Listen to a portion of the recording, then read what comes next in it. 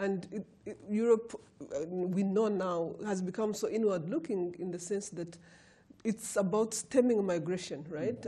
And we were saying from a stemming migration perspective, it might be more interesting if we looked at how investments in Africa are done such that they encourage people to stay in Africa, to get jobs in Africa, as opposed to people following the money in Europe. And when I say following the money, I say it very deliberately because we import lots of stuff that we could make on this continent, including food that we could make on this continent. So when people are migrating, it's because jobs in Europe and other places. Africa is the only continent where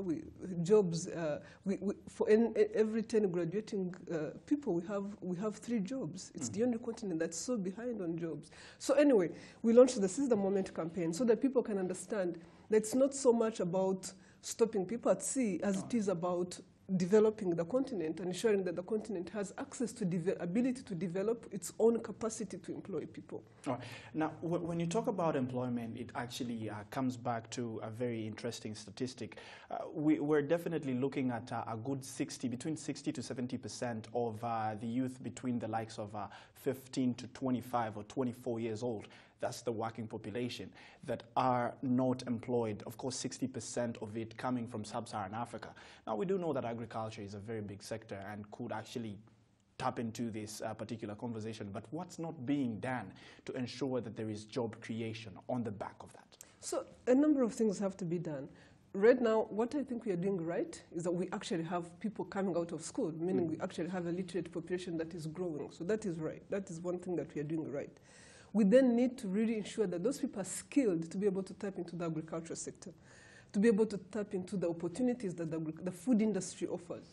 The African food industry alone is about $1 trillion. That's a lot of money. But a significant portion of that, like I said earlier, comes from imports from other continents, as opposed to us ensuring that we're actually developing the sector locally. We do produce, but we are not producing, we are not very systematic about it. We produce, then we get too much, then we fall back because we have not developed our manufacturing sector.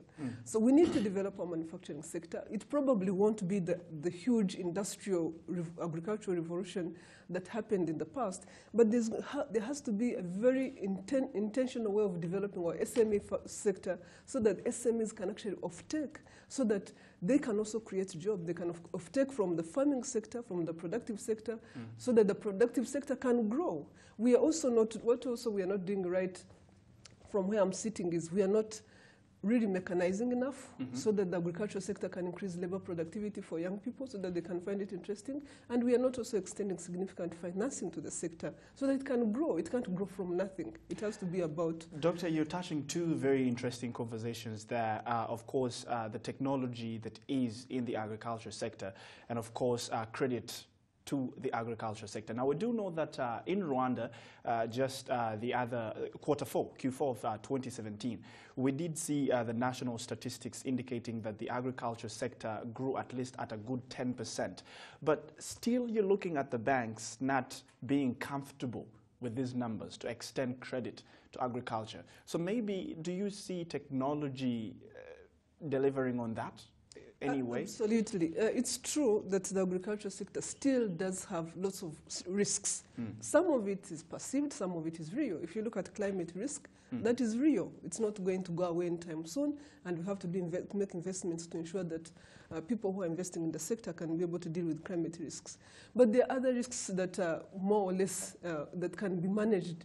And just being able to allow people in the agriculture sector to access capital will be able to help reduce post-harvest losses that are very high, will be able to allow people to invest in irrigation that we need to invest in, will be able to ensure that people who are looking to add value to the agriculture sector have resources to add value to the agriculture sector. Right now, there's no single country on this continent that is doing more than 5% commercial lending to agriculture sector on this continent.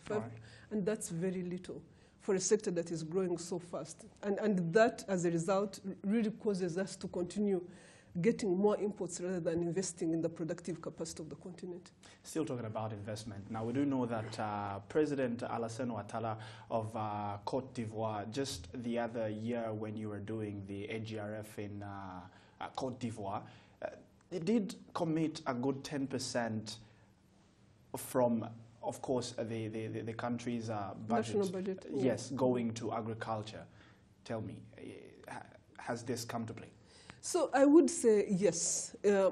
Actually, in early this year, in April early this year, I was able to reconnect with Ivory Coast on that particular point, and the government has has reached out to the World Bank in a big way to move their cocoa sector. They are investing significantly in cocoa. It's an industry that has huge potential, and they have reached out and they are attracting billions of money to the sector to ensure that there's access to funding for both the public and private, and to reinvigorate the sector. Most of their plantations are very old. They need to up them.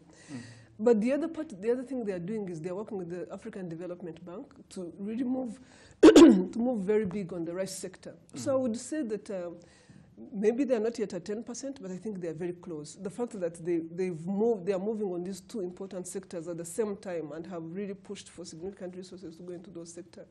They have also invested in strengthening private sector capacity. They're increasing the port facilities available for the fertilizer industry, which they look at themselves as a hub for that region. So I would say that he's coming through on the commitments he made.